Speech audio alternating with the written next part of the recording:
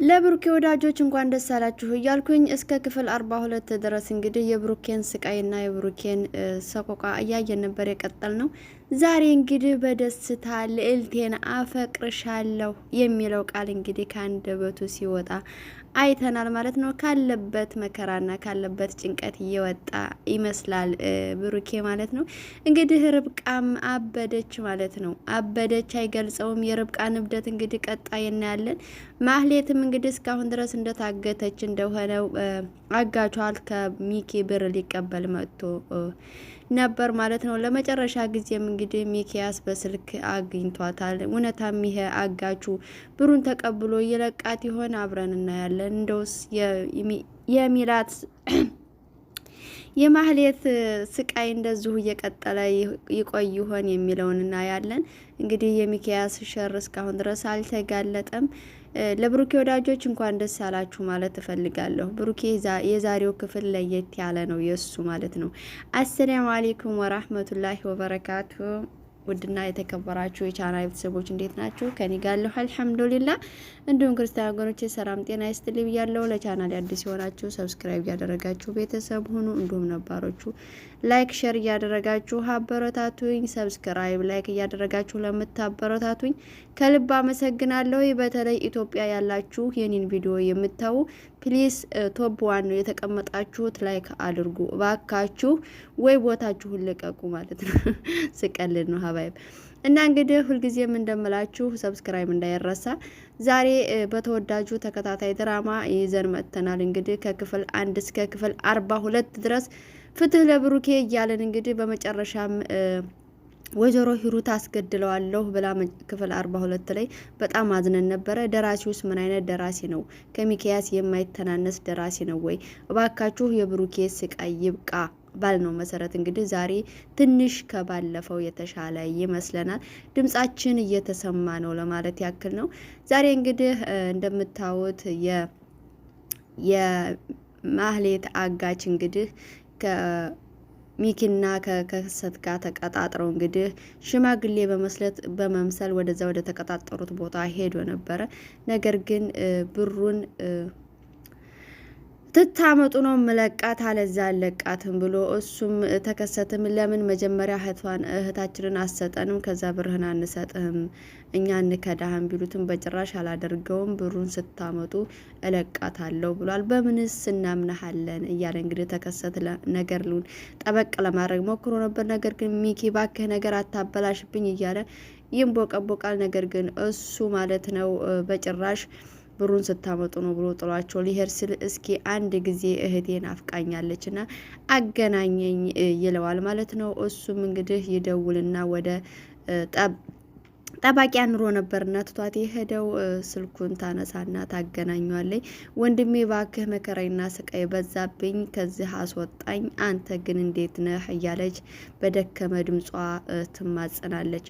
እሱም ደህና ነሽ ወይ? እኔ ደህና ነኝ፣ አይዞሽ አወጣሻለሁኝ፣ እኔ ላንቺ እየታገልኩ ነው እያለ ነው። እውነትስ አጋቹ ብሩን ተቀብሎ ይለቃት ይሆን? ምን ይሆን እናያለን እንግዲህ ማለት ነው።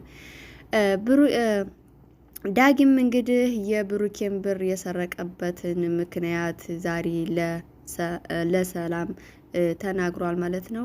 ለሰናይት ማለት ነው።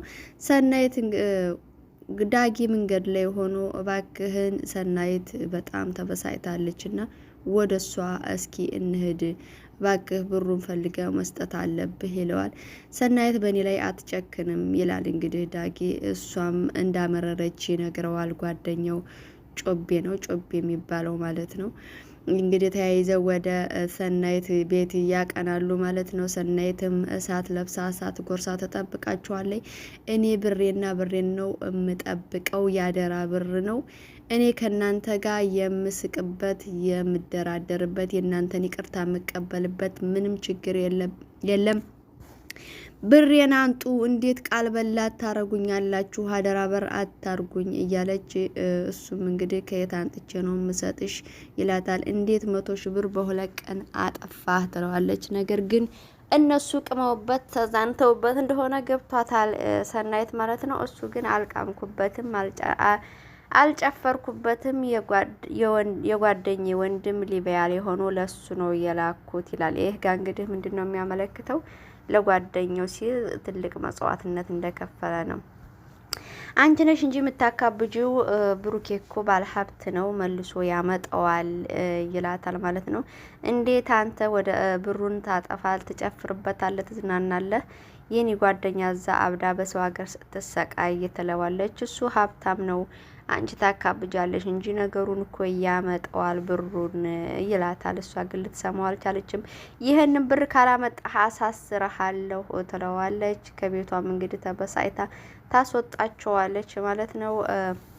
እንግዲህ ብሩኬና ርብቃ አልጋ ላይ ተኝተው ብሩኬ ስለ ልዕልቴ አንድ ቀን ተገናኝተው የተዝናኑትን ወይን የጠጡትን እያስታወሰ እንግዲህ ፈገግ እያለ ነበር አብረው ተኝተው። እሷም እንግዲህ አጠገቡ ተኝታ የእሱን ፈገግታ እኔን እያሰበ ነው በማለት እንግዲህ ልቧ ሙልት ብሎ ጠጋ እያለች ታየዋለች ማለት ነው። እሱ ግን የሚያስበው ከልዕልቴ ጋር ያለውን ጉዳይ ነበረ። በዚያው አጋጣሚም እንግዲህ አይኔትን ይገባብኝ ብላ ውሪ ትላለች። እሱም እንግዲህ ምንድነው ብሎ ያንን የአይኗን ትንኝ ሊጠርግላት ጠጋ ባለበት አጋጣሚ ከንፈሩን ትስመዋለች። እንግዲህ እሱም በጣም ይበሳጫል።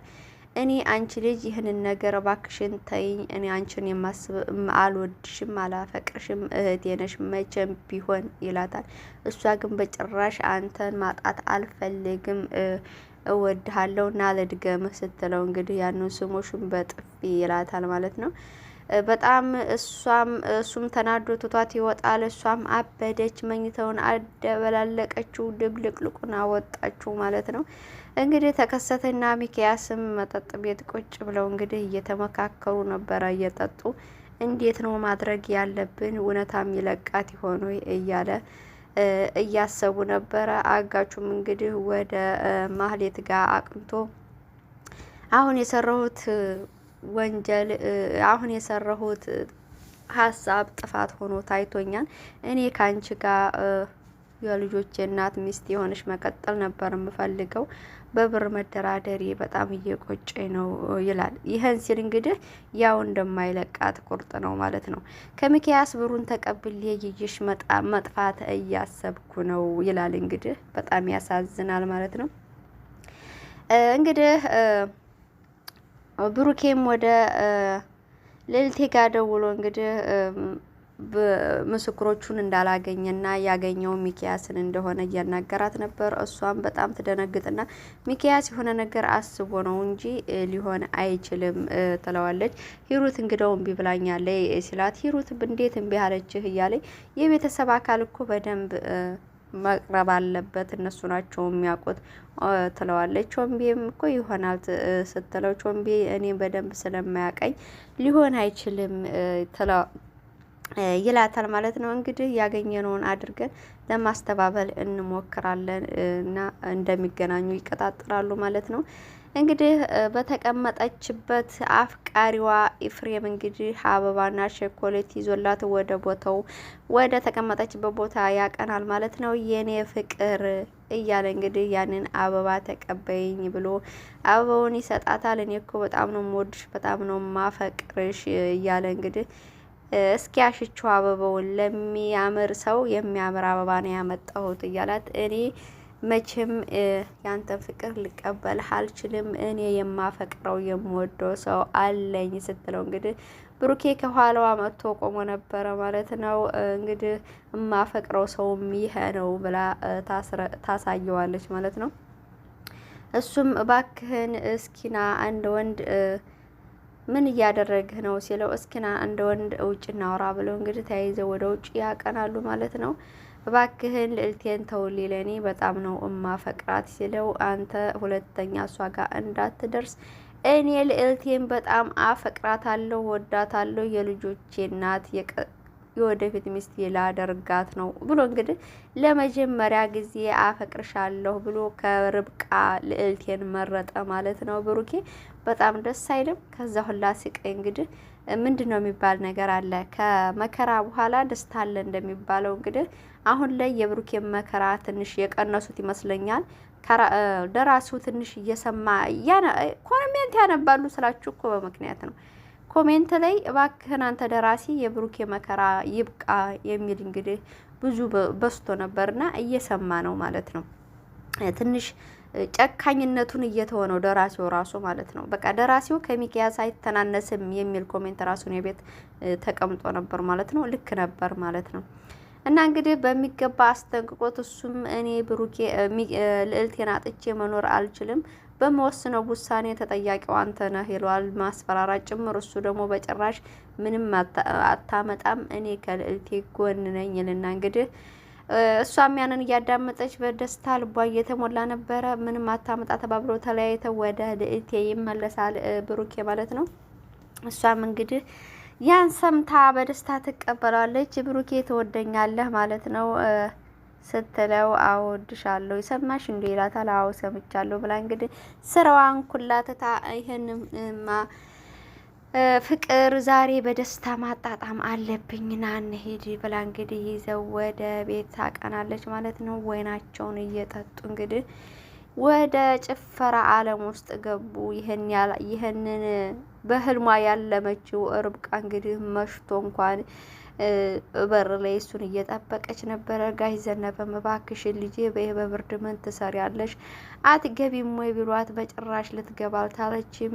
ልዕልቴን እገልሻለሁኝ ዛሬ ብሩኬን ባትለቂው እያለች እንግዲህ እያለቀሰ ትገኛለች ማለት ነው። ብሩኬንም ስትመጣ እቦጫጭቅሃለሁ እያለች እንግዲህ ጋሽ ሚኪያስም እንግዲህ ቁጭ ብለው ሲጠጡ ተከሰት ጋር ቴክስት ይገባለታል ማለት ነው። ቴክስቱን ብሩን ቤት በሻንጣ አኑረው የሚል ነበርና ያ ደፋር ቤት ዘር አሁንም እንደባለፈው ሊገባ ነው ወይ መጥቶ ሊወስድ ስለሆነ አንተ እኔ ጋር አድረህ መጠበቅ አለብህ ብሎት እንግዲህ ተከሰት እሱን ሊጠብቅ ወይንስ ከርብቃ ጋር ሊጫወት ነው የሚገባው የሚለውን እንግዲህ ሚኪያስ በደንብ አስጠንቅቆት እሱን ሊጠብቅ እንደሆነ ይገባሉ ማለት ነው። እዛ ቤት ጋሽ ዘነበም እንግዲህ ከውጭ ሲገቡ ቤት ሳላ ሲያገኙት ምንድነው አልመሸብህም እንዴ ልጅህ ከሞቀ ቤትህ ይላሉ። እንዴት ቤቴን አወቅሁት ሲል ለምን ልጅሁን አትድሩኝም ሊል ነው እንግዲህ እና ሚኪያስ ብርድ ልብስ ይዞለት ይመጣል እንግዲህ እዛ ሳላ ቁጭ ብሎ እንዲጠብቀው ማለት ነው። ርብቃም እንግዲህ ብሶባት ተናዳ አልቅሳ ወደ ቤት ስትገባ ነይ ፊልም እያየሁ ነው ነይ ይላታል ማለት ነው ተከሰት። ነገር ግን እሷ በጣም ስለተናደደች ወደ ክላሷ ታቀናለች። ሚኪያስ ግን ቤት ብሩን አኖር ብሎ ተሸክመህ በሻንጣ የት ልትሄድ ነው? በጣም የሚያሳዝነው ይዞ ወደ ውጪ እየወጣ ነበረ። እንግዲህ ርብቃ መልካም የመቃጠል ጊዜ እያልኩኝ ሀባይቦቼ የዛሬው ቪዲዮ አጠር መጠን አድርጌ ይሄንን ይመስል ነበረ። በተለይ የብሩኬ ወዳጆች እንኳን ደስ አላችሁ ለማለት ፈልጌ ነው።